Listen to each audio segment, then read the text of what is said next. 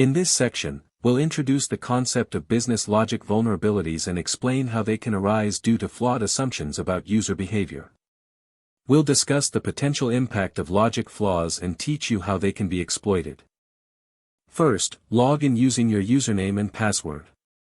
First, we log in and notice that our store credit is only $100, which isn't enough to buy anything expensive. Next, navigate to the store's homepage and attempt to purchase a leather jacket listed at $1,337. Add the leather jacket to your cart and then proceed to the cart section.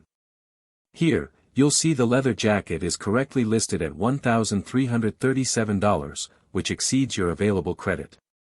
Now, return to the Add to Cart function and, using a proxy tool, capture the request when you add the item.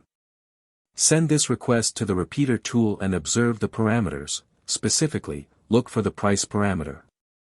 Change the price value to a lower amount and resend the request. Refresh your cart in the browser. You'll now see the leather jacket in your cart at the reduced price you set. Proceed to checkout and place the order. If the vulnerability exists, the purchase will go through at the manipulated price. Thank you so much for watching. If you found this video helpful, please like, share, and subscribe for more cybersecurity content. See you in the next video.